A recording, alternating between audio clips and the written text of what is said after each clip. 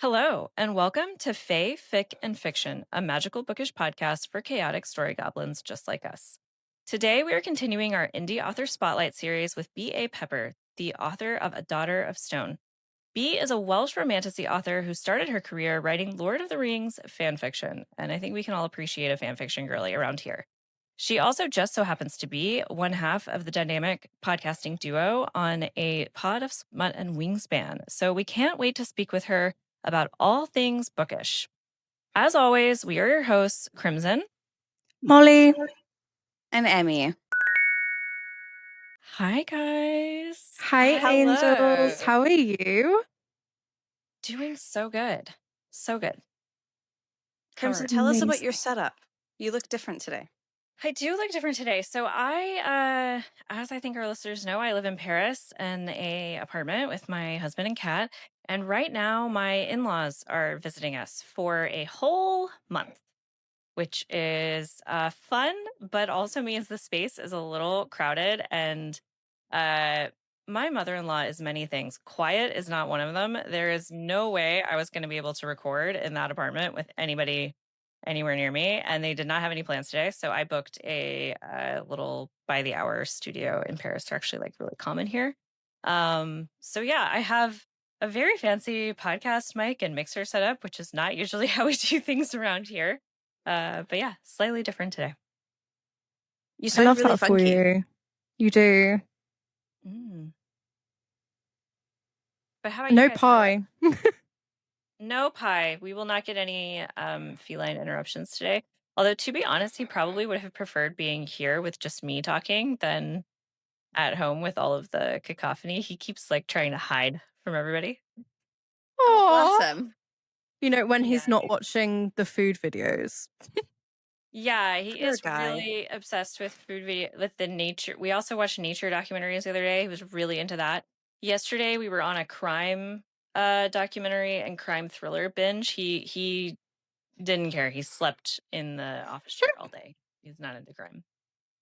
Mm, I fair. mean, he knows what he knows and he likes what he likes. He Exactly. also is obsessed with trying to get my father-in-law to pet him so that he can bite. It's like So he can super- bite him. Oh yeah, 100%. This is not. He's Excellent. not. If he touches him, he gets a bite for sure. Hilarious. I love that. What a king. Molly, how are you this week? Thriving, obviously. Yeah, I'm okay. I'm fine. Well, that's good. You know, I'm back at work the week after next, so trying to enjoy the quiet while I have it. I was on campus yesterday and it's just full of youths. Mm, Yeah. yay. You know, Love that. you know It's like, how I'd feel about you. So It is interesting that you teach. yeah. Says a lot. Yeah. I mean I said it before, but I definitely have like a customer service persona and it definitely goes on hard while I'm at work. Because as soon as I like get off campus, I can feel myself like dropping. No, I don't have That's to talk fair. to anybody. I don't have people asking me stupid questions. We're good. Well, yeah. It's so interesting that you teach and just like are not the fan of like the youth. You think because they're adults that they wouldn't be children, but they're 100% children. Yeah. Like, don't know their ass from the elbow kind of situation. Growing until 25. So makes a lot of sense, put it that way. My one of my close friends, her mom, she was my best friend in college, and her mom always said, don't make any big life decisions until you have your full brain. And she meant 25. She was like, you can get engaged, but don't get married until you're 25. Don't buy a house until you're 25. Don't do anything for real until you're 25, because then you have your full brain and you can make real decisions. But before that, you're an idiot. I respect that. I like her. I love that. Yeah. Yeah. Makes a lot of sense. What about you, Emmy? I'm doing good. I'm really tired. So obviously, this is the first pod episode since we've all been together in person. So that happened. We finally all met up in person, and since then, I have just been swamped. I am doing something brand new at work until Christmas. Helping out with like a different sort of client, I guess. So that's been chaos. So I've been learning a lot, and then my mum was here and she was here for the whole weekend, and that was really busy. And then I was out last night at a work event. I'm so tired, guys. I'm starting to Yeah. really hit my peak. I need to lie down and sleep for a while. And I'm out tomorrow because it's Alex's birthday. So, We It's don't do so social, but that's a lot of social. it's so weird. yeah. We've been so disconnected that like I knew all those things were happening in your life, but I forgot because it's like we were together, and then we haven't really been talking that much compared to normal because we've been so Mm. busy. Like it's just hmm nuts. Yeah. Yeah. I'm just been super busy. And it doesn't stop because I'm busy pretty much now until like Christmas. Mm, And I need to start the gym soon because the mm. doctor told me I have to for my chronic illness. So Oh yeah, we Being gotta. an this year, adult who knows? fucking blows. It's hard. Anyway, we have somebody with us today. We Do you do. prefer we call you like B or Mhm. do you have Yeah, B's yeah, is that absolutely okay? fine. Yeah, yeah, yeah. So we have B with us today. We'll talk a bit more about who you are in just a second. But welcome and how are you? Thank How has your you. week been? Yeah, good, thanks. I feel like maybe it's the time of year for everyone because I feel like I've been crazy as well. I just like literally like, when you're just like running on empty, but you just keep going because it's like if I stop, I'll like Yeah. realize how tired and overworked I You'll am. And crash. then, yeah, but if I just keep going, it's a really toxic way to operate. But, um, yeah, just crazy. Like, obviously, at the time of recording, building up to the release of Daughter of Stone. I'm currently drafting book two. So that's weird, like drafting a second book before the first one has even really gone out. Um, and we were kind of chatting earlier, but yeah, like I have a human child that just turned 3, so that takes up a lot of my time. I have Mm. 4 fur babies, dogs that take up a lot of my time. Oh my God. Um, and then yeah, and obviously, like as you said, I'm part of Follow Smut and Wings fan, and we've just got a really crazy couple of months coming up as well. We've kind of like we do this all the time where we reach out to a ton of authors in one go, which is amazing, thinking like, oh, we'll get like one yes, and that's plenty. And then we get quite a few, and then we're like, oh, we've sort of maybe overpromised ourselves a bit, and now we have like 7 author interviews between now and the beginning of December, and it's a bit like, oh. Yep. So yeah, I'm the same. I feel like I don't have 2 minutes really, but I'm kind of like that, like the ADHD in me needs to be like doing something. Yeah. Um, Yeah. so yeah. Yeah, I'm like, I mean, I'm not diagnosed with anything, but I think we've all agreed that something's going on in here, right? But like, I either have to be overloaded or have nothing to do. Like, I can't really be in between. It's like, it's hmm useless. If I'm in between, everything will get procrastinated, nothing will happen. But if I have too much to do, it all pretty much gets done. And then if I have nothing to do, I'm happy as a clam because I'm just in like my little cocoon. Isaac is exactly the same. Like he works best under pressure with too many things that he needs to do. I'm the same. I'm like that Yeah. too. It's weird. If I've started making, and I don't know whether anyone else does this, but I've started like planning my life. So I've got an app on my phone. I think it's called like Structured or something, and it allows you to plan like hour by hour your day. Mm, Um, and I've found that even just planning the little things makes my body think I've lots to do. So I'm mm, like, you have to brush your teeth at this time, and you have to go on a walk at this time, and you have to pack your work lunch at this time. Doing that means that I'm like, yes, I can tick all these tasks off and I'm really productive. It's really weird. I don't like that much structure personally. I can't I've tried doing that. I've tried blocking time, but it just my brain doesn't like it. I'll go it's like there's a rebellious thing happening. So I'll get to the part of the day where I'm supposed to brush my teeth and I'll be like, fuck brushing my teeth. Who cares about 10 seconds? You can't tell me what to do. Yeah. That's so you. Yeah. I feel that deeply. As soon as you tell me to do something, I'm like, don't want to do it Nah. anymore. Even if like 10 seconds ago, I maybe did want to do it. And I'm kind of the same. Like if I don't, I'm like, I have a really toxic trait where I book my editor where like they absolutely have to have a manuscript by a tight deadline. And like 2 months before, I'm like, well, I'll start now. And like Sam will be like, why do you do it to yourself? And I'm like, because if you gave me 10 months with no deadline, I just wouldn't do it. Yeah. Yeah. Mhm. Yep, I totally get that. I'm like that at work too. Like I'm supposed to be planning a team building for like an entire team of like 20 people, and I should be doing it now, but I'm like, what if I just do it like 2 weeks before it happens? It's just really Right. funny Yep. because How very on brand.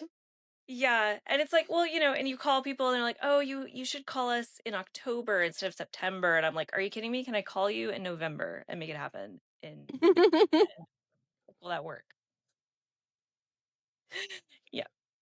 Amazing. Great. Okay, Molly, I'm gonna pass it That's over to me. you Wait, because we haven't talked about the thing that this podcast is about though. What have we been reading this week? Oh, oh hell. yeah, Yeah, good that's a good point. one. My brain. Molly, what have you been reading? I'm in a bit of a slump, guys. Whoa. Finally, Yeah. this is like your first proper slump of the year, right? Yeah. So I finished so far 3 books this month. It's the 20th. Bear in mind, I read like 24 books last month. This is So not like you. This is this weird. isn't like me. And I honestly think it's because I started off the month with the book that I was so excited for and it ended up being an absolute flop. So I think that kind of set me up for a really shitty month. So I read Roll for Romance by Lenora Woods. And I started that before I went up to Scotland. And I finished it on the way back down from Scotland. And bear in mind, I had like 12-hour coach journeys both ways. So it should not have taken me that long to read. It was like 400 pages max. But I swear to God, my brain just didn't want to do it. Didn't want to do it at all. And I know that I hyped it up so much that I was like expecting it to be amazing, that it would have everything I wanted. And then when it didn't, I was so disappointed. And I think that set me in the rut. That's so sad. So yeah, it was really sad because obviously you know that I'm a bit of a geek, guys. And you know that Isaac plays D&D, so I was like, oh, it'd be something that like maybe he'd want to read and we could talk about. But the perspective switches between the main character and the main character as her character in the D&D campaign. But there's no transition. It's just all of a sudden it's one chapter with her in her real world and then there's another chapter of her in campaign. And the really unfortunate thing was her character and the MMC's character had more chemistry in game than they did in real life. So I was so disappointed. Like really disappointed. But yeah, it ended up being like a 2.25 star read for me. Like it wasn't terrible, but it's not something that I would probably recommend to people. And it's definitely not something I'd read again. And then I read another arc. I've been on it on arcs this month though. I'm quite happy with that. So that was an arc. Then I read Duke It Out by Bella James, which is another indie author. That was really good, really exciting. It's about like a ghost. Yeah, it's about a ghostwriter who has been really wanting to publish her own book. She writes Regency romance, which, you know, is kind of one of my areas of interest. And her publisher or her editor's like, no, like it needs dragons. But she's like, I don't want to write about dragons. I just want to write Regency romance. So she's a ghostwriter and she ends up working for the new Duke of Kinnard after his father has died, writing his father's memoirs. But the guy, the new Duke, is actually somebody she thought was a bartender and she'd had a one night stand with. And she just shows up at his castle. And it's like, oh, he's the Duke. And she's like, shit. That It's sounds very like it would good. be right up my alley. I love Yeah, that. excellent vibes. And then I've also started the Duskwalker Brides series this month, and I'm enjoying it immensely. It's excellent. Um, Um, can yeah, I I'm just on book 2. so this is your slump. This is my slump. Yeah, I know, right? Okay, so you've read like 10 books this week and it's your slump. No, I've read 3 books this month. Okay. I've Well, read just 3 and then I've read 3 books this month, and then I'm reading 2 at the moment. So the second Dustwalker Brides and Daughter of Stone by B.A. Pepper. I am that is the one I'm reading at the moment. More on that in a moment. Yeah. all right. I'm just saying that your slump looks like a lot of people's like, yeah, I'm reading pretty well. I Mine get is that. What's more your like I'm not reading for 6 months. yeah. I get that, but What's it's your weird for me. Yeah. what's your book tally? I always like to ask you this every pod because every pod it's like 300 million more books than it was the last time. 149. It's Yeah. just wild. I just don't. I set my goal for 150. When I finish B's book, probably by the end of today, it'll be 150. And then I'm hoping to get to 200 because I got to 190 last year. You're crazy. So I think we need to get you a small animal that's very needy, like just like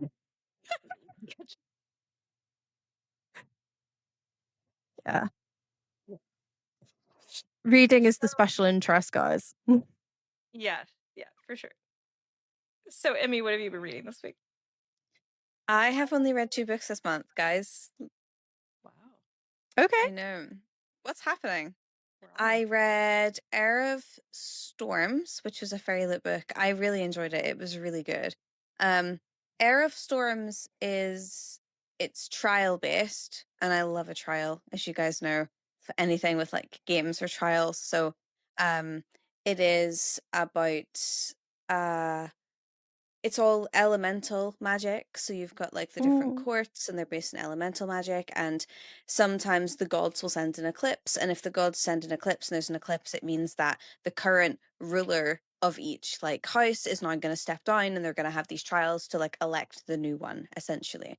And you have to battle other people in your house to become like the ruler of your house kind of vibe. So the girl in it is a storm wielder, or like so they're called rain singers, I think, but like she's like the last of her kind, or everyone's like terrified of her and that sort of thing. It's really good. I really enjoyed it. And then I read Daughter of Stone as well, and that's it. That's all I read this month. Sorry. Okay, not the bit, obviously not Daughter of Stone. I'm talking about Air of Storms. That seems like a really ineffectual way of picking a new leader because you're competing against your court, who then have to be under you. It just seems like a nightmare for like.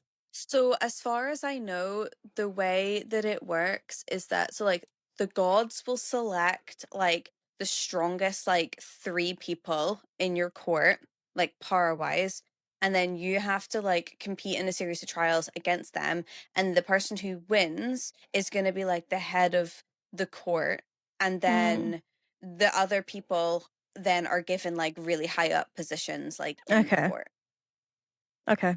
So it's not like they are down back, being I don't know, No, as blacksmiths. far as I know, they have to like be like in the position. But it's like a lot of the people, like it looks like everyone who's involved in the trials is like already part of like the ruling families.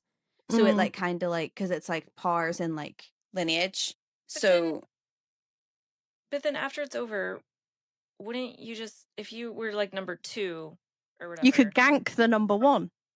yeah, you just murder people. Like you just be you setting up a lot of murder. can't. So yeah, so at the end, whenever you're like elected, there's like a king as well, like the emperor, who's like the wielder of light kind of vibe. So like when the eclipse happens, he steps down and his son then steps up.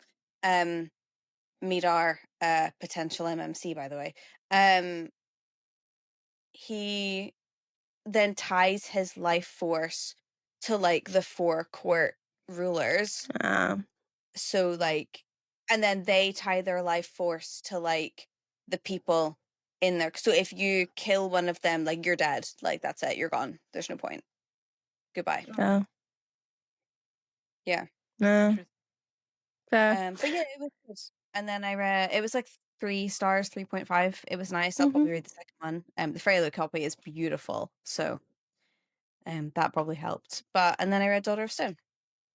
Woo woo. Uh, we'll talk about that in a second. What about And you, Crimson? you read. What Oh, have you been doing? so I haven't finished anything, but there's two things I've been slowly working on since we were together in Scotland. The first is very Scottish. I'm reading The Prime of Miss Jean Brodie by Muriel Spark. I think a lot of our American listeners maybe won't know what that is at all. But Muriel Spark is a very famous Scottish author.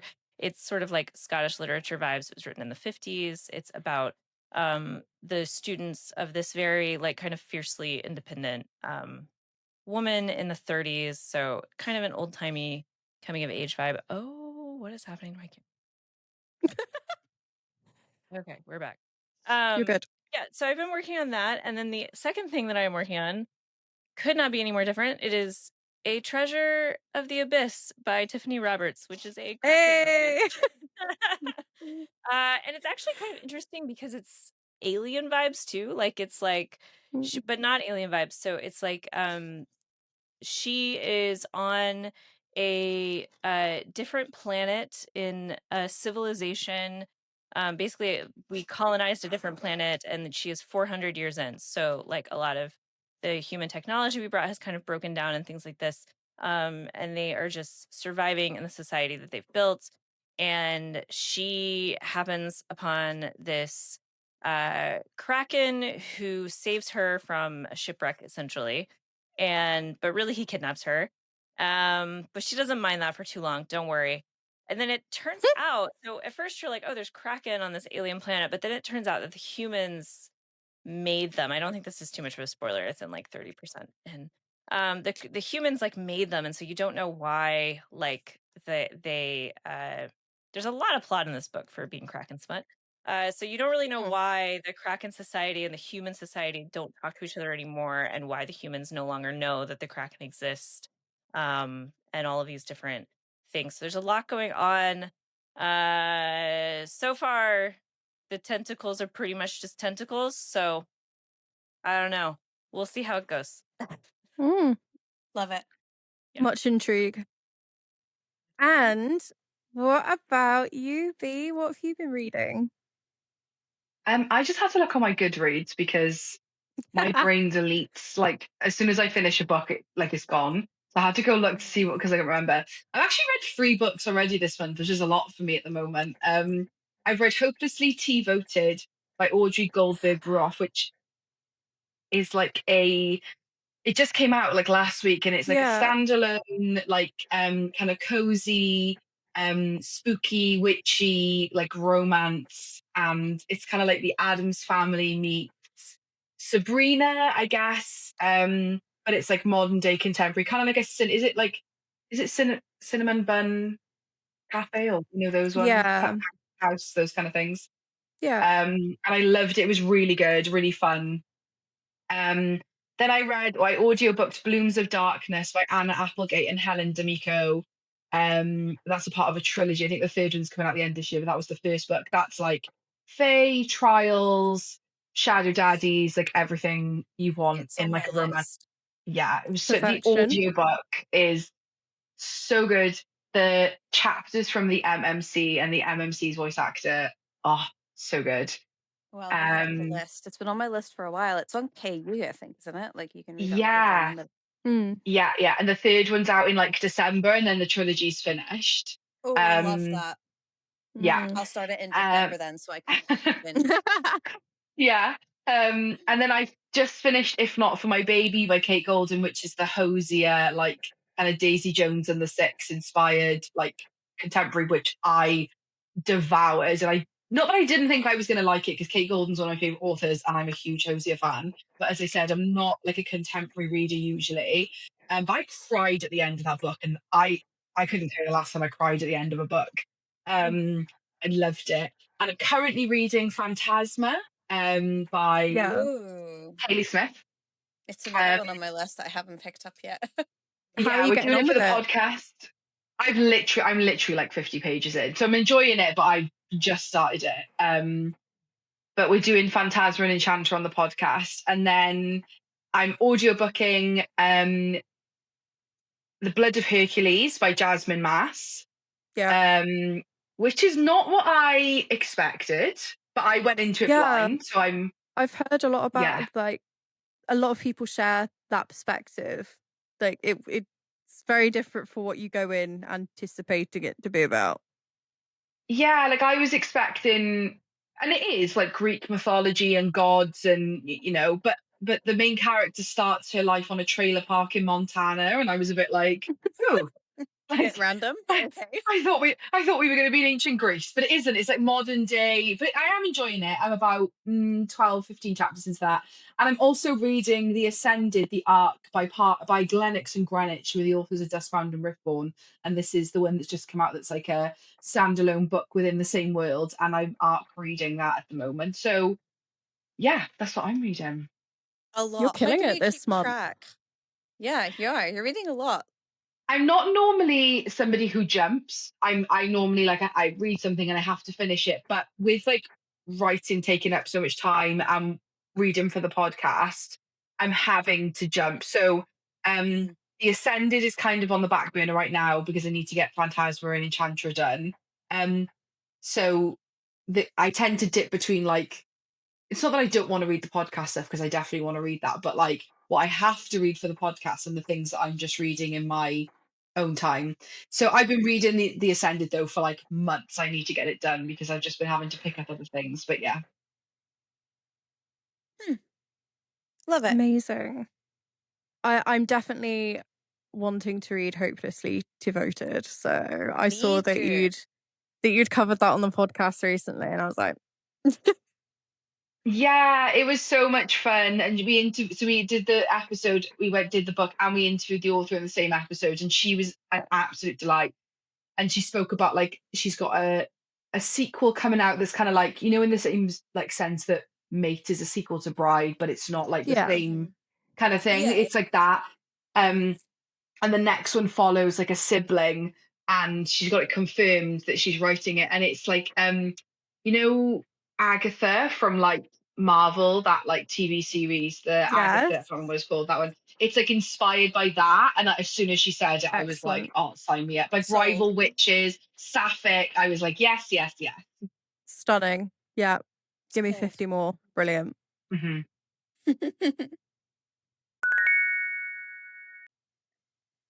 All right. Okay. Shall we get to it then? I think we Let's should. do this thing. All right, Molly, take us away. Ahem. So, A Daughter of Stone is the first book in an epic Welsh mythology inspired fantasy series. It follows Non, a girl born into a family blessed by the gods, but who until now has believed herself to be completely powerless. After failing her initiation ceremony, Non is left with nothing, no power, no friends, becoming her family's greatest disappointment. But one night of heavy drinking and heartbreak changes everything. Non is thrust back into a world she thought she'd left behind, forced to reconnect with her estranged grandmother and enter a series of deadly trials to prove her worth as a vassal to the gods. Non discovers that her power is unlike any other. There's a darkness inside that threatens to consume her. Not one to do things by halves, Non finds herself drawn to a rival coven's dangerously charming and very off limits second in command. Will she fall in line and follow the path of light set out by her grandmother, or will her darkness prevail? This epic fantasy is a story of light versus dark magic, found family, and most importantly, forbidden romance. I would die for Beautiful. him, by the way. Thank Immediately. you. Yeah. Raw. Raw, Yeah. nice I question. kind of I'm glad that like people are loving because I knew that obviously like I love him, but I'm obviously biased, and I was just worried like I'm obsessed with him, but maybe people won't be, and that's the worry, right? Because it's like maybe it's just me because I don't know, maybe I did write him a little bit for me, so it's just like It's fine. I mean, why Like, not? No, I the remember when I first. got the first like drafts of like the character art for him, and my husband's first ever comment was, "He looks a lot like Hosier," and I was like, "Hmm, He funny how that does. happened. That's just a Oh my coincidence." goodness. That wasn't No, me. Like, the first carry ad, and I was like, sold. oh yeah. As soon as that happened, I was like, yeah, Melted immediately. sold. Raw. Next question. Yeah.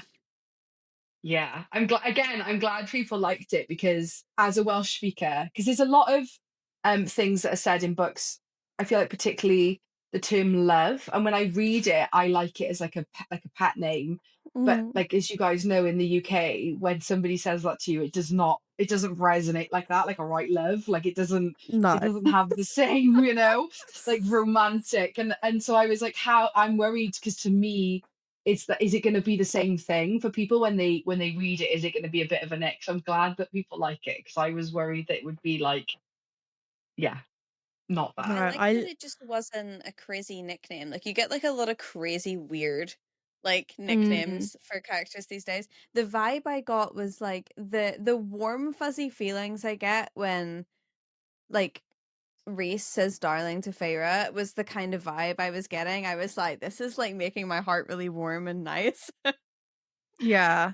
It Yeah. it definitely feels, yeah, you feel kind of like melty and gooey when you read it. hmm And Yeah. it's really nice seeing more representation than just, Irish or Yeah. Scottish MMCs. So I'm not from Wales, but part of my family is. And I'm originally from Cornwall, and there are a lot of similarities between the Welsh dialect and the Cornish dialect. So it was really nice seeing someone like the familiar terminology um, written in a Yeah, fantasy. yeah. Yeah, and I'm the same. So I, as a reader, like I don't mind a pet name. Like I think in romantasy, it's just like one of those things that you've got to like roll with because it's just pretty much an inevitability. And sometimes I like it. So but I'm sometimes not the biggest fan. It's just a personal preference of like, yeah, like you said, Emmy, like pet names that don't really make sense that because like would you really call somebody that in IRL? And I know it's not real life, but you know, and so I wanted one kind of, yeah, like it comes as no surprise. I'm a huge Sarah J. Yeah. Maas fan. So I wanted one that was to the same effect as darling because it's like a hmm name, but it's still realistic and it's a word that you would use as like a term of endearment. And I was like, oh, like what could I use? And I very nearly used the word, so it's bach, which means like you would say like bach in Welsh, like kind of like little one. So like it means small. So like you would say, like it's like a term of endearment, maybe you'd use it for everyone, but um I was like, oh, is that a little bit too like, oh, I didn't want the like, oh, I'm so like tiny petite FMC, She's like so I'm dainty. right. I kind of was, and like Bach doesn't like. It's kind of it looks like batch when you write it down. It just not very like romantic. It doesn't roll off the tongue as well as Cariad. So yeah, when I landed on Cariad, I was glad because I was like, yeah, like it's love, but with a bit of a twist to it. A little bit of spice, yeah. Yeah. What was your inspiration for this book? What made you decide to write this story? Oh, so it started as a university project, like a very, very, very long time ago. My gosh, like 13 years ago probably. And the prompt in a creative writing class was just you had to write the first like 500 words of a story that essentially you gave the basic premise of the story in the first 500 words. And at the time I just like I love the idea of a witch that comes from a really powerful family but she has no power, and that was the basic premise. But it definitely probably wasn't anything similar to what the story is now, but I just like that premise, and it's always stuck with me in my brain, throughout me like kind of graduating, falling out of love with reading for a really long time, falling out of love with writing for a really long time. And then when I started reading and writing again in 2022, I think I always knew if I was ever going to write a book or my first book, it had to be this story because it was like, like it's just been stuck with me for so long. Like I needed to finish it. Um, so then I started writing again just for fun, and then it gradually started to be like, oh, maybe I do something with this. And then I actually took this story seriously. I was like, I need to kind of plot it because I'm not really a plotter, but I needed some kind of structure. I was like, I'm just going to write a book that I would want to read. And I know a lot of the times, like, you want a fresh taste on things. I also am a massive fan of trials in a book. I love it, but it is very done. And I was like hesitant to do it because I was like, oh, it's really done. But then I was like, no, like I want to write a book that I would want to read. And Yeah. if people like it for that reason, great. And if they don't, they don't. But I couldn't bring myself to write something that didn't feel like the type of book that I would want to pick up. So that's when I was like, yeah, trials, witches, like I'll just chuck it all in, like, mythical beasts, like let's do everything. Yeah. And that's how it kind of came to be, I guess. The book I definitely love that. feels that way because I don't know about any of you, but sometimes you can read a book and what is in it feels rather forced, and it just feels like what they're writing about isn't because they wanted to put it in there, but because they thought that's what people wanted to read or People would that's what want. would sell. Yeah. Yeah. But with Daughter of Stone, it feels very intentional and it feels like it was very like lovingly put in the story rather than just like, oh, let's force that in and see what happens. Yeah, and I think like because I love tropes, like as a reader, I love them, right? Like I love an enemies to lovers, I love a one bed scene, I give it all to me. But and there was way more that I wanted to be in book one that I did have to sacrifice because they just didn't make sense to like the plot. Yeah. So like I really did want a one bed scene in book one, but it just kind of didn't really work. But like not to say that it isn't to come because I definitely would like that. But yeah, I had to sacrifice things myself. But and although it makes me I wouldn't say sad, but I think for me like I'd rather it feel like that it flows and makes sense than trying to kind of like shoehorn in a trope just for Yeah. like the just for the tick box of it, I guess. It kind of feels sometimes like reading an allergens list when you're going through all the tropes in a book. It's just like, okay. It's like a lot for in one story. Yeah, yeah, exactly. Tell us about your characters because there are a lot of characters in this book. So we obviously have Non and then we have Dylan. Um and funnily enough, my two favorite characters are Jazz and Zen. Um so one thing that I thought was fantastic about this book is that like almost every character had a backstory or they had a purpose or they felt real, like they weren't like a side character, they were kind of like doing their own thing and sort of they're in their own right. And is that something that you planned for, or like do we have plans to see more of them in the future? I'm assuming so, considering the end of the book. But I hope so. how did you go about picking your characters and writing them and things like that? So Jazz, I can say for certainty, was one that as long as there's been Non and Dylan, there's been Jazz, and which is maybe I don't know unusual, but for me, like Daughter of Stone, maybe not so much because it is just from Non and Dylan's POV. But I can definitely say the next book is three POVs, and Jazz is the third POV. So Jazz is very much for me definitely will become a main character because they very much intertwine into the bigger story. Um, and yeah, Jazz, I used to listen to authors say this all the time when they say, oh, sometimes you sit down, a character just writes themselves and you have no intention for them, but they just like jump off the page. And Jazz was that character, like 100%. I don't know what it was. I just sat down and they just were like, here I am, boom, and this is who I am. And I'm so uniquely myself. And I knew they were going to be like a reader favorite. Like my two beta Mhm. readers, that was like their feedback. My one beta reader live was like, oh my gosh, like I think people are gonna love Jazz. And I was like, yeah. And at the time that Jazz wasn't gonna be a POV in the third book, but I was like, I think so in the second book, I was like, but I think they're gonna have to be because like people it's nice that people want more of them because I love them. So Jazz has always been Jazz. Like Jazz has always been, I see them as a three, even though this is not going to be a why choose by any means. It's not going to be like, polyamory in any way, but like Jazz, Non and Dylan are like to me like the trio. Um, the others kind of, I guess, most of them came to me as I was writing. Um, and I definitely didn't, although I love them, I didn't intend for Zen. Like that was a surprise to me because I was Mhm. worried. He's very grumpy. Like he's I love him. very. You I love him. I I think love the Zen grump. might be like my MFC from this book. I love like a grumpy, almost like assassiny style like guy. Like that's right up my alley. Love it.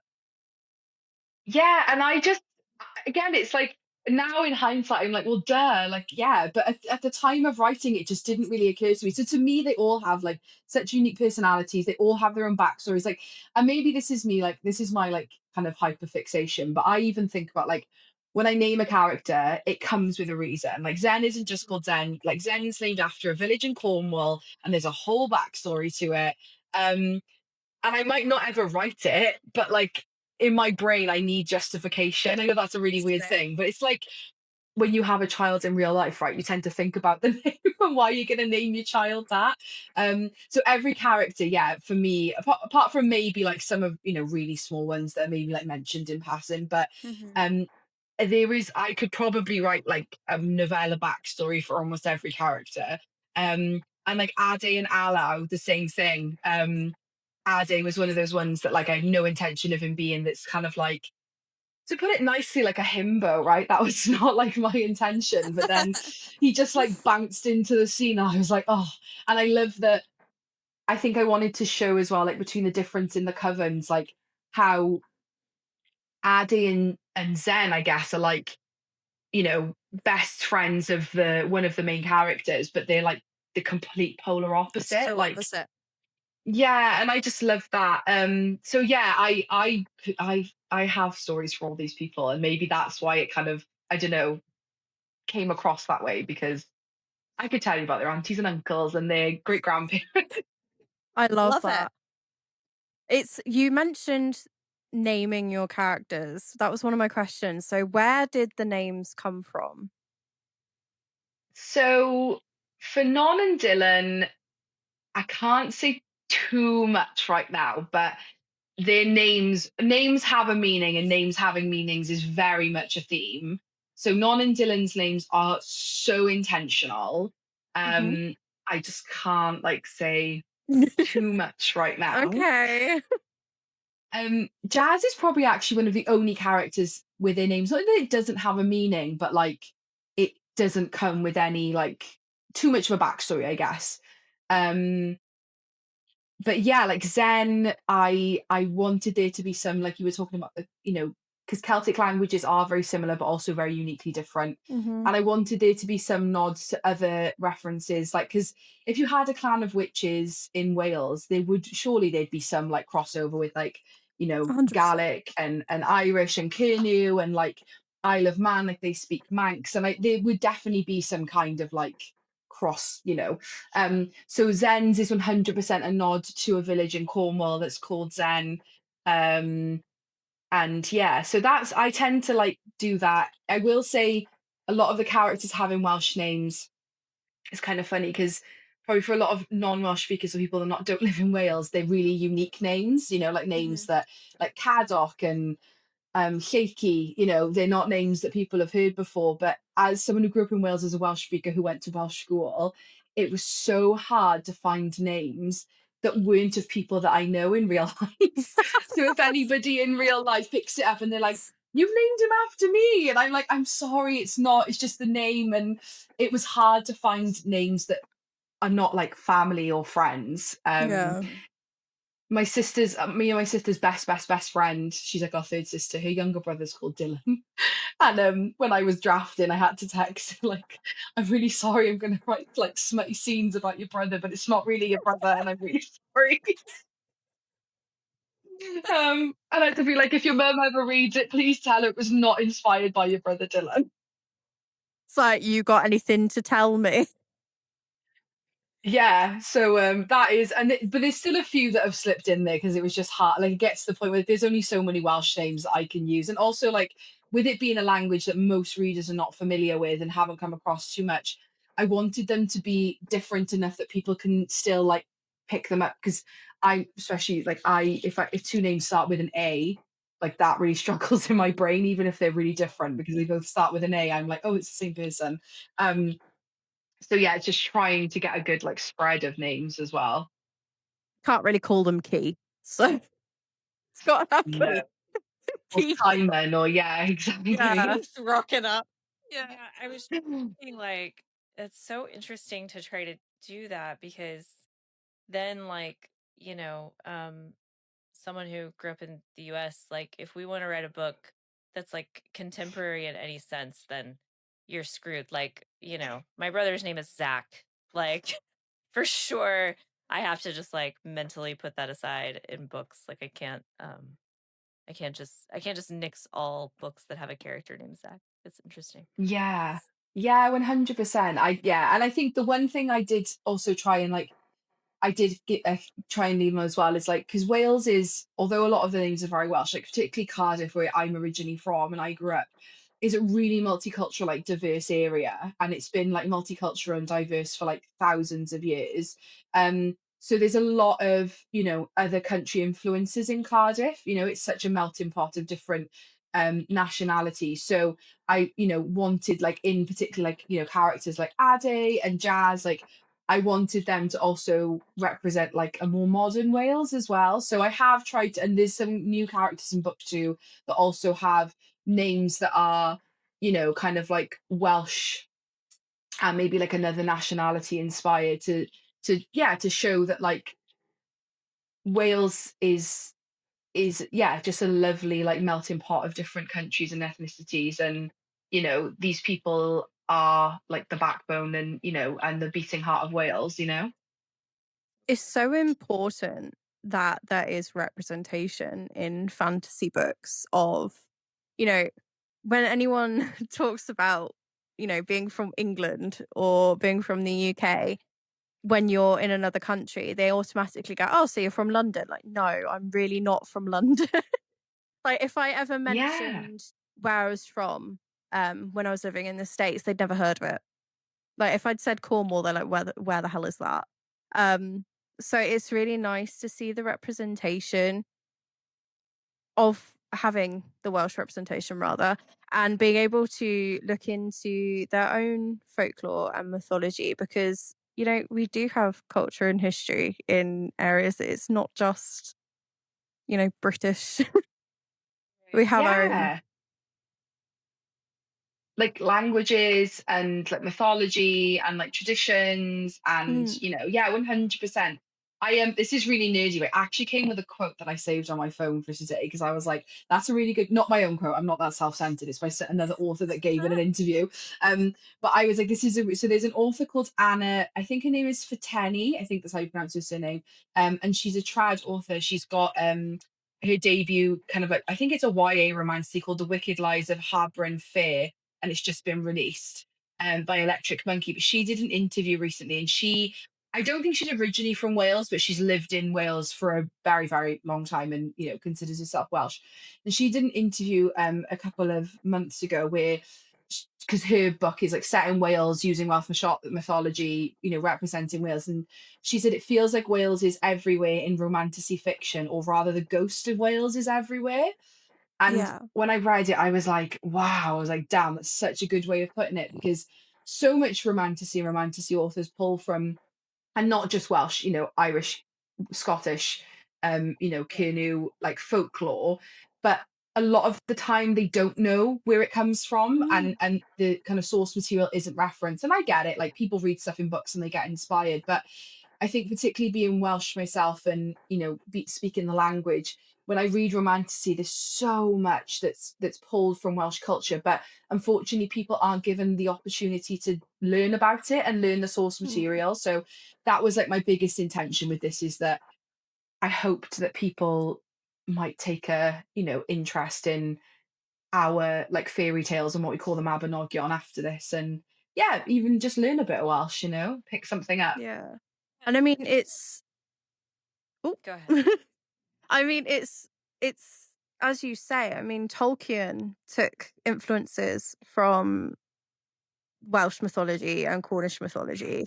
Um, and the naming conventions as well, they're from the Welsh dialect and the Cornish dialect. So it's really nice to see an author actually show, hey, like this is where they're from, this is where this myth or this legend originates. Yeah. Yeah, I was gonna say something in the same vein, which is, uh, you know, in the US, especially if you're someone whose like heritage comes from the UK, like for example, my family knows that we were Irish, but we don't know what part of Ireland we came from, or any of those things. So, but also just having consumed a lot of fantasy, and sci-fi and all kinds of things growing up, there's a lot of references in our media and in our literature, especially, uh, that are from different cultures in the UK. And I think that because the US is so big and because it's such a melting pot, but also because we are so far removed now in centuries from where we originally where the European people in the US originally came from, which is Britain, France, Spain, that we sort of like our authors have sort of forgotten all those details and it's very assimilated as if it's one big thing. And so I think it's Mhm. really cool to see this like resurgence that's kind of happening today of authors who are actually from those countries in the UK writing the fantasy and sort of resetting our knowledge of where this stuff comes from, because like you said, Tolkien used a lot of these different references, but the biggest Tolkien head probably doesn't know where a lot of that stuff comes from if they're American. And then you have authors like Sarah J. Maas and Rebecca Yarros, who both of whom I love, that are using these references, but that themselves don't really know where they come from or know the origins. And Mhm. so it's cool to see it being represented sort of more authentically. Yeah, no, 100%. And I think as well, I know like another author, I think, is it Hazel McBride? I think her name is. She's a Scottish Mhm. author. I think that's Yeah. her name.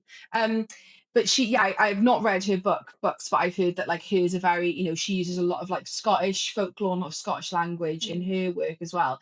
And I think it's nice to kind of, because the term Celtic it's used a lot, but it's kind of like a blanket term for a lot of, Mm, for Irish, Scottish, and so on, but they're so uniquely different. They derive from, yeah. different language pools. I've heard somebody speak, Gaelic to me, or Irish or Scottish, and I, as a fluent Welsh speaker, I couldn't understand a single word of it. It isn't a kind of one size fits all traditions or mythology, and some of them do intertwine. A lot of Irish and Welsh, like the Mabinogion, there's a lot of reference to then Irish, gods and giants, and they kind of cross over and meet in the sea at one point. But actually, like Welsh is you're funny that you live in Paris. So in Breton, they speak Britain or Brittany, they speak Hmm. Breton. And now that is, I can understand pretty much that word for word, which is really unusual. You think like Irish and Scottish should be similar. And the same as like Kernu, like in Cornwall, that probably I could probably maybe understand a sentence or two if somebody said that, but they're Mm, so uniquely different. And yeah, yeah. I think it's nice that people are like stepping forward and showing the uniqueness in the term Celtic, because it's a very broad term, I think, to use for Yeah. this part of the world. Hmm. Yeah, and that's interesting because for sure the average American reader does not know that Celtic means different things. They think it's Mhm. one culture. Like Yeah. Yeah. and it's only when you start digging deeper that you realize like, oh, like there's a lot more to it for sure. Hmm. Hmm. Okay, so I know that there's a couple of questions that we're going to ask you. Crimson's got one that she asks everybody that we have on for an author, and then we'll talk a little bit about what's next for you very shortly. But before we do so, we're going to play a little game that is specific to your book, that we play with every author. I don't know if you've listened to any of our other author episodes, but you might know it's coming, Yeah. you might not. Hmm. So we're going to play a fun game of Fuck, Marry, Kill. So this will be fun because Crimson's been so busy that she hasn't yet picked up the arc yet. So she's gonna do this from pure vibes alone. Mhm. Molly isn't totally finished, and I have finished, so this might change. So we might get all different answers. So Mhm. it's really difficult, I think, to pick characters often that don't include both of the main couple. Mhm. So we're taking none out of the equation, Okay. and we're gonna play Fuck, Marry, Kill with Jazz, Zen, and Dylan. Okay. So I don't know who would like to go first, but those are the three that we're going to do today. You suck. Sorry. Love you. Okay, I'll go because Go for it. Your I don't know vibes anything. alone. I don't know anything about anybody, except what has been said today, and I'm not gonna lie, some of it has already left my brain. So going based on names and vibes, uh, I'm gonna say Mary Jazz because you said that's everybody's favorite. So that sounds like somebody that I would marry and enjoy and have fun with. I'm gonna say fuck Zen because you said something about wishes and like her name's that sounds hot. Great. And then kill Dylan, I guess. I don't know who that is, but great. I love that. Dylan's the MMC. Yeah, get rid of him. We don't need a boy. It's okay. Jazz is non-binary, first of all, Perfect. Perfect. and Zen is a dude. Zen's a guy. Oh, there's okay, great. I don't know who anybody is, but I'm still happy with my choices based on what I know. Fair. It's good choices. Okay. All right. Molly. Marry Dylan. Mm-hmm. Fuck Jazz because they'd be a good time. And I guess kill Zen. I'm sorry. I'm sorry, Emmy, because I know that you're going to marry him. But you can have him. Let's just put it that way. You can have him. Okay, that's a choice. B, Mm. I'm gonna go to you next. Oh, I think I would. I think I would have to marry Dylan. Like, I'd have to. Um. Oh, it's so difficult between Jazz and Zen. I think I would fuck Jazz because, again, I like without too many spoilers. There potentially could be some spicy scenes in book 2 with Jazz, and I can confirm that Sold. yeah, they would be somebody that you would probably want to have a one night stand with. And I'd have to kill Zen, unfortunately. But yeah, that makes me feel guilty saying that because he also probably is a freak in his own right. But it has to Mm. be Zen, I think. It's I always the love quiet, playing grumpy this game. ones. Yeah. Question. Did I just remember that you said that Dylan was lightly Hosier inspired? Did I just hear Yeah. He's Hosier like he's fantasy? Yeah. literally Yeah. like a 7 foot tattooed Viking redhead water Shit. daddy. I've made mistakes. Okay. Fine. No takesies backsies. You've made your bed. Now you're lying it, but not with Dylan. 'Cause you Oh, can't. who has his nipples pierced? Oh, well, Mm-hmm. it's fine. I made my bed, I'll lie in it. What about you, Amy? I am going to fuck Jazz. I just feel like they would be like the best. Mm-hmm. Like, I don't know whether it's because they're so. I don't know how to explain this, but they're so like outgoing and they're so like because obviously they're non-binary, but they're very confident and like they're so happy with themselves and they remind me very heavily of my partner Alex. And that sex is great. So I'm gonna fuck Jazz. He's sitting at the end of the bed and he's just started laughing. So I'm gonna fuck Jazz. Um I'm gonna marry Zen and kill Dylan, which is it's such a shame because I actually love Dylan as an MMC and Mm-hmm. he's so attractive.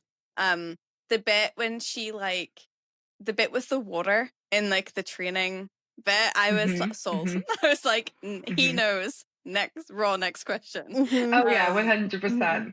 If he could have like played music, the song Pony, like that would have been playing in that scene. Like he knew like exactly what he was doing. That's exactly have because you people put seen? Have you seen those TikToks? They're really common with like the Summer I Turned Pretty, where they play like sexy back like anytime a character comes onto the screen. All I could imagine during that scene was like anytime it cut to Dylan, it was like sexy back played, and then Jazz is standing there like Yeah, it's just like yeah, his yeah. face in a different song. So good, Yeah, or their Jazz face, is sorry, not in a different song. vibing. I Yeah, Jazz is not reshare here for those. that. I reshare those instantly, especially when it's Carlisle from Yeah. Twilight. Like, Yeah. yeah, reshare. I just like can imagine Jazz's face, and they're just so almost like internally disgusted but also appreciative of like what's Yeah. happening. But yeah, Yeah, I'll marry they Zen. were not here for that. We don't know too much about Zen yet. We know Mm-mm. I bits and will say, bobs. like, again, yeah, again, I've not finished drafting book two, but it's pretty much outlined like to the nine. So, I mean, I do tend to like write things like I do tend to just decide things, and I think, oh, that's I'm going Slot to them put that in. in. Like, yeah, but this book compared to book one is like way more plotted and planned out, and my editor's seen it. So I will say, like, there's a lot of Zen in. Definitely Zen is in, in book two, 100%, but I do feel like his bigger character, you'll see a lot more Zen in book three, in the final Mm. book. Mhm. Um, I don't want to speak too soon, but I'm excited for yeah, my personal slow burn romance with Zen. it'll be. I can say with confidence that when Zen does come to that point, it'll literally be like a brush, like the hand flex in Pride and Prejudice, and like they barely like brush fingers, and that's like the whole intimacy. Like I can Yes. say with confidence that that will be Zen. Like it's not going to be a hot and fast burn like Noel and Dylan. The complete opposite. It'll be like yearning, taking me 3.5 years to like Oh, that's admit my my feelings. dream. I love a slow burn. Fuck yeah, I'm down. Yeah, Can't wait for yeah. book Get 3. your own book boyfriend. He's mine. I don't care. She said Mr. Darcy, so bite me. Okay. Yeah. Yeah, I think we know that in this group, Molly owns every Mr. Darcy. For Oh yeah. Mhm. Mhm. Mhm. Absolutely. Um, okay. We have a couple more questions for you. Mhm. Um, Before Crimson asks a really good question, sort of like towards the end of the pod, but what is next for you? Are you just going to continue I suppose it's a trilogy, right? Are you going to continue the trilogy, or are you working on other things as well? What's your plan? So the main focus right now is getting the trilogy done. So I knew I wanted to release this. I would like it as much as I could to be quite a rapid release, because it Mm. was going to be a trilogy. So book two right now I'm currently drafting, and it's scheduled to be released tentatively now in May of next year. So not Mhm. too long of a wait.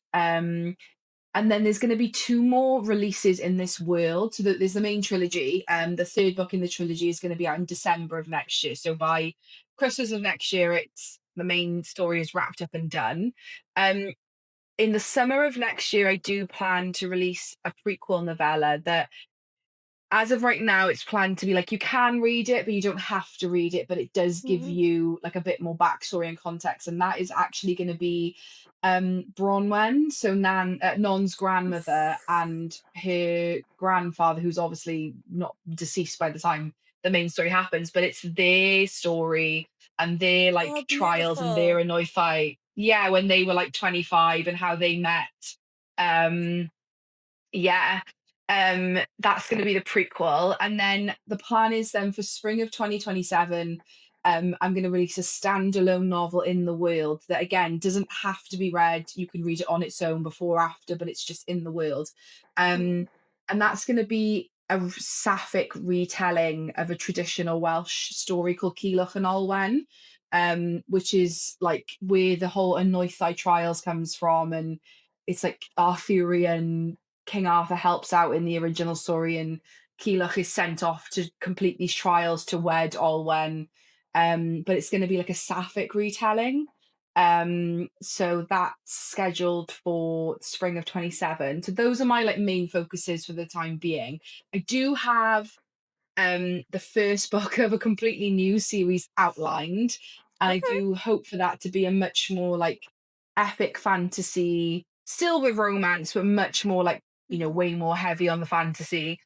Um, that I hope will come out at the end of 2027.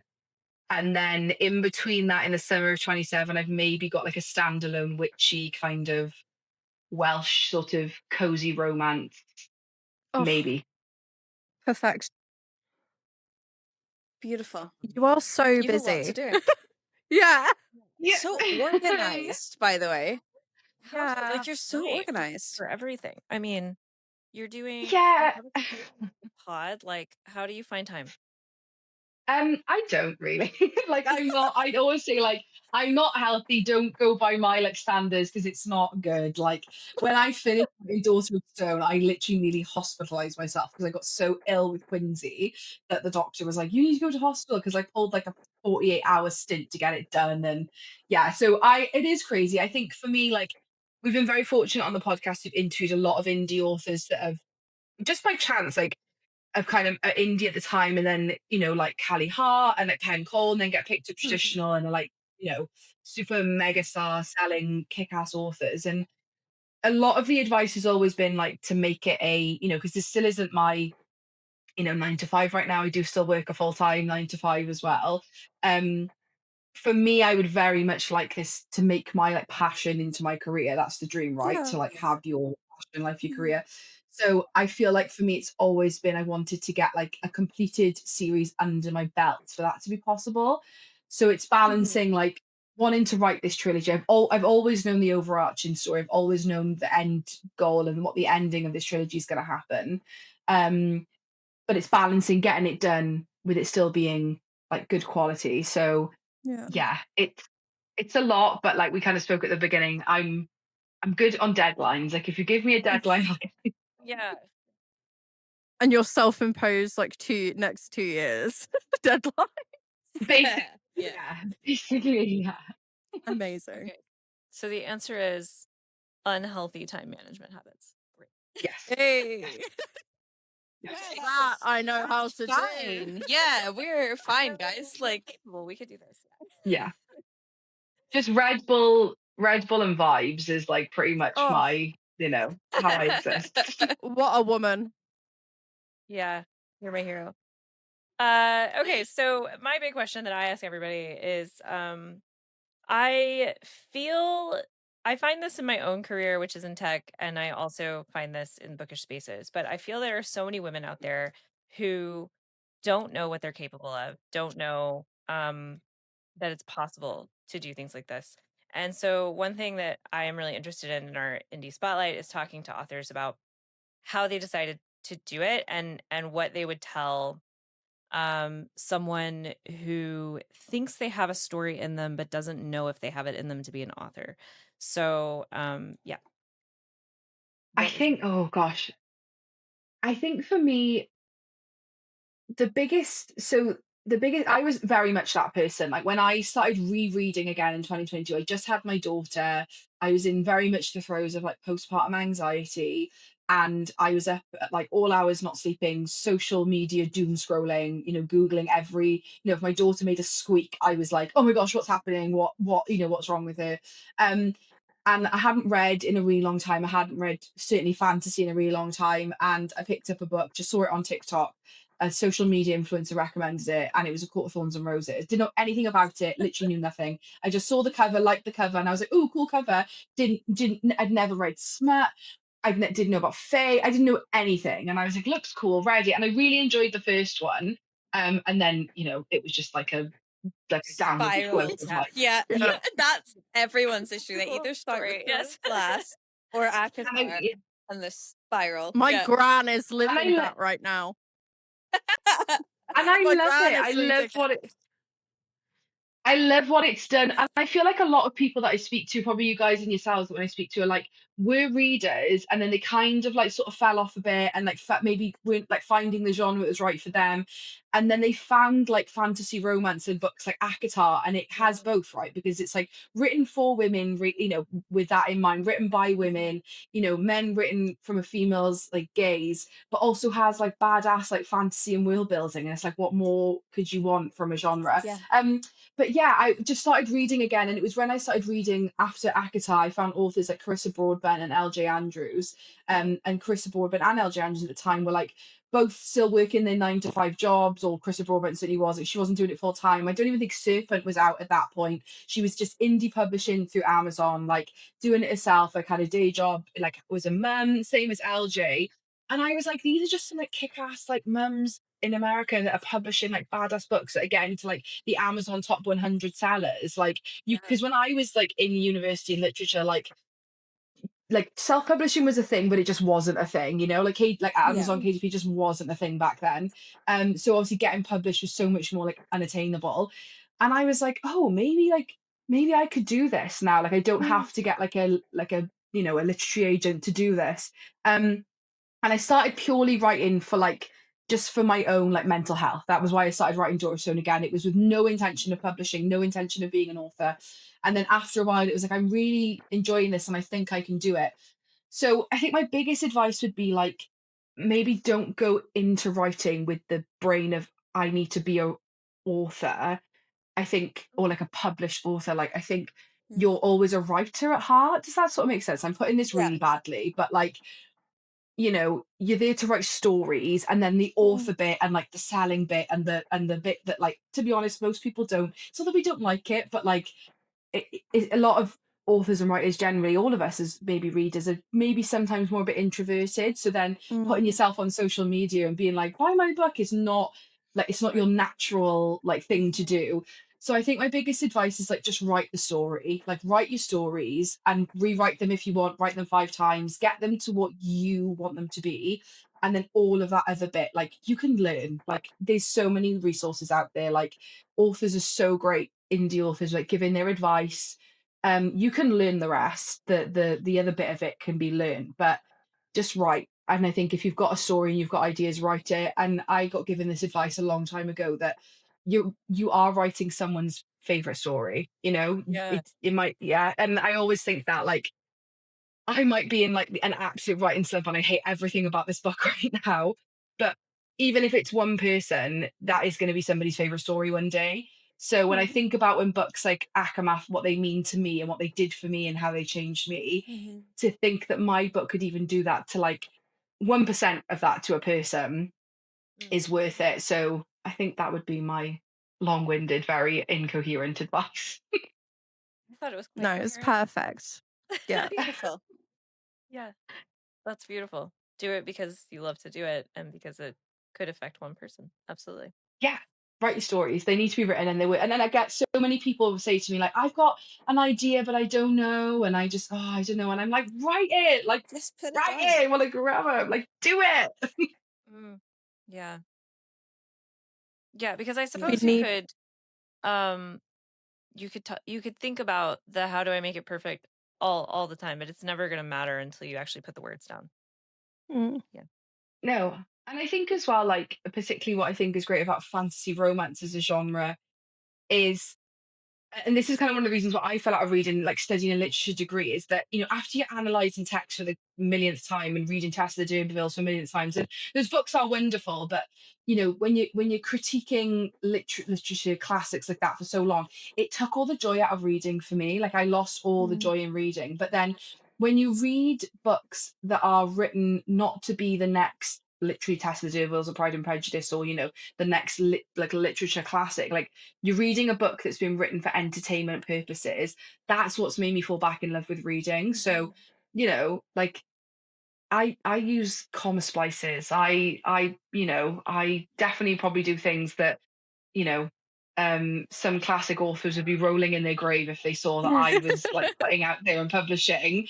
But for me, reading's about enjoying the story. I don't think people are looking at where a comma is placed, you know? yeah, no, I agree. yeah. Yeah.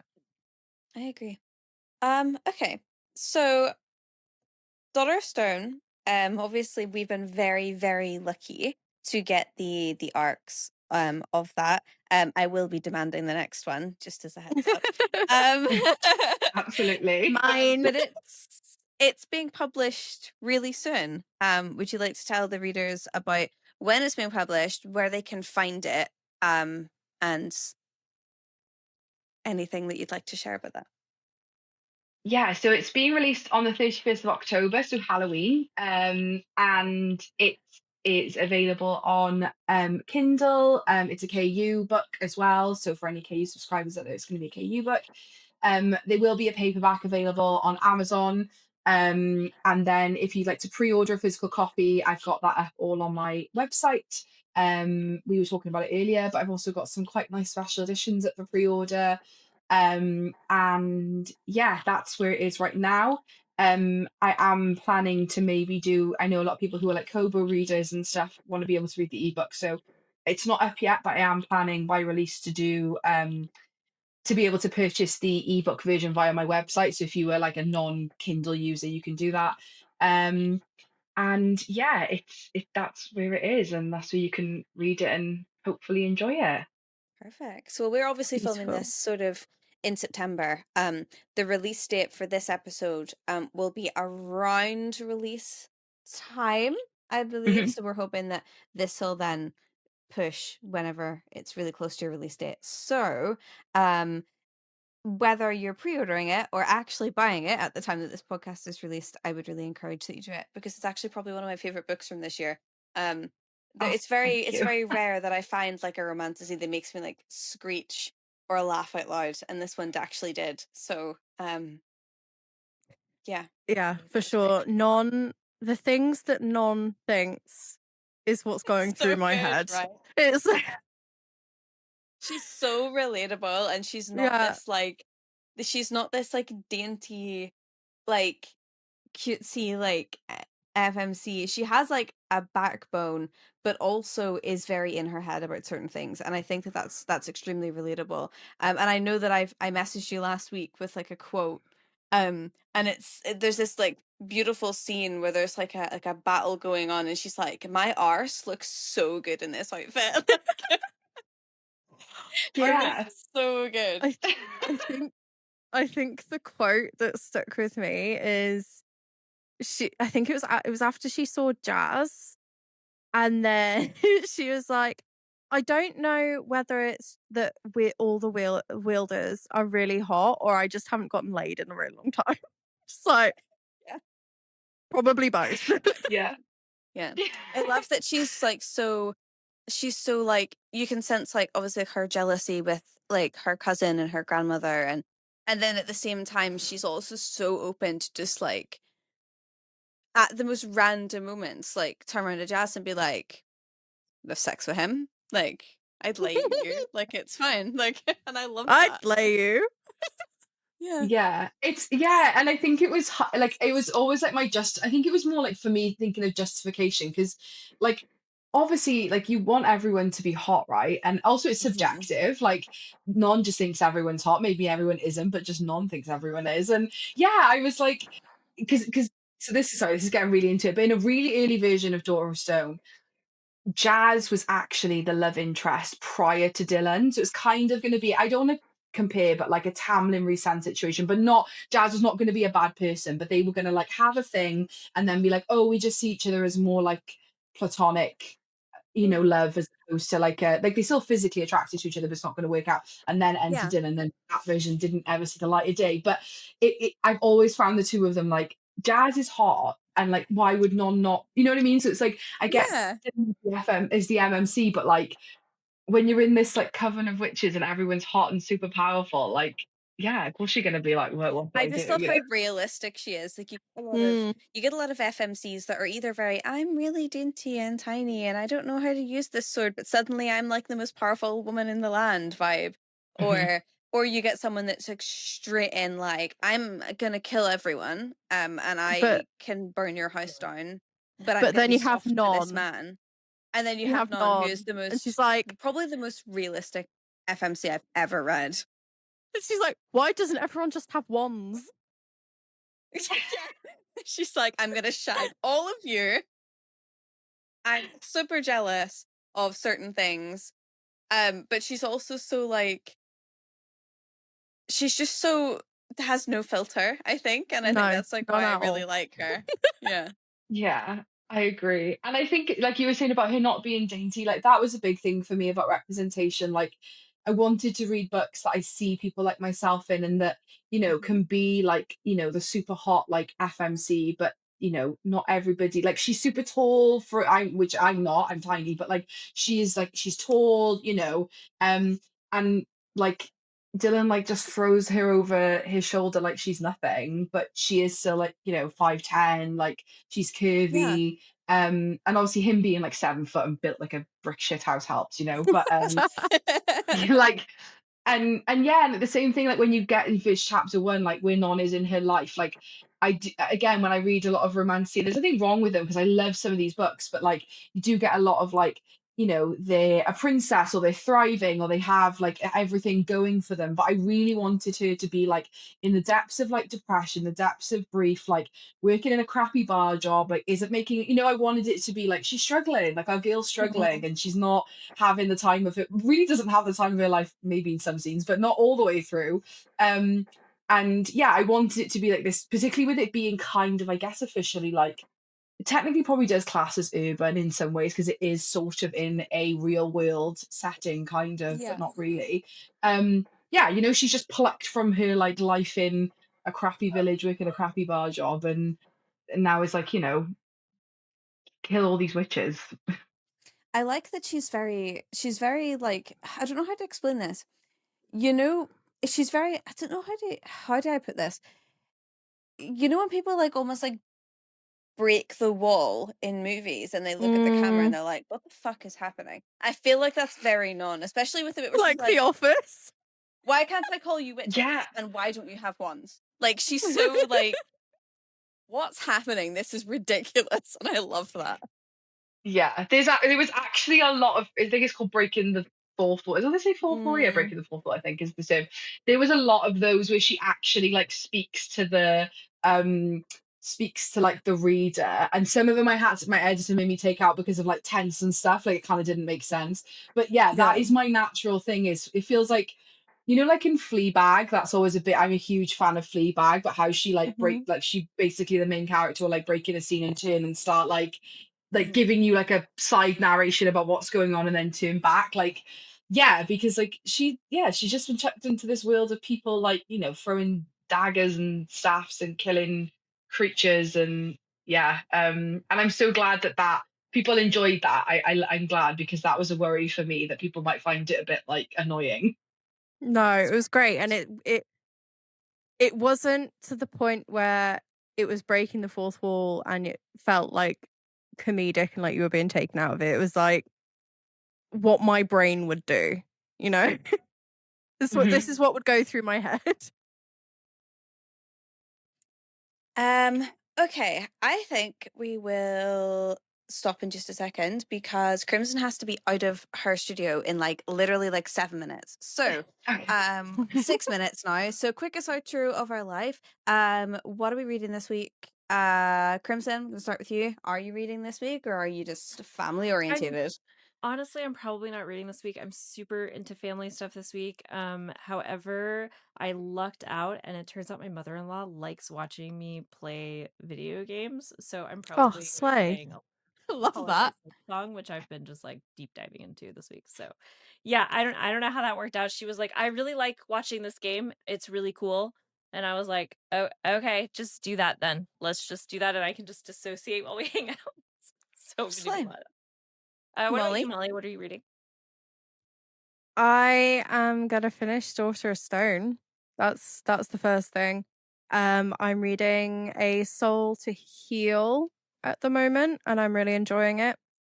And then I'm not sure. I'm a mood reader, as you guys know, so I don't know what will come next. It's very possible that because of my hyperfixations, I'll end up finishing the Duskwalker Bride series before moving on to anything else. But Alchemized comes out next week. It Oh does? yeah. So who the hell knows?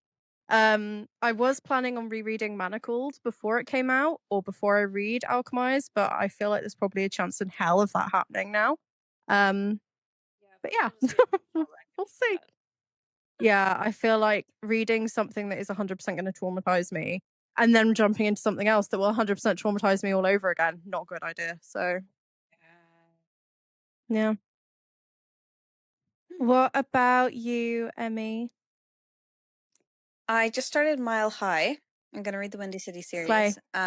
Whether I read them all back to back, I don't know. But I'm really enjoying it. But I'm in the mood to pick up a series, so I might read the Shadow Me series this week, Hey, or at least okay. start it this week because it's on my list and it's on my 25 list, and I haven't picked it up yet.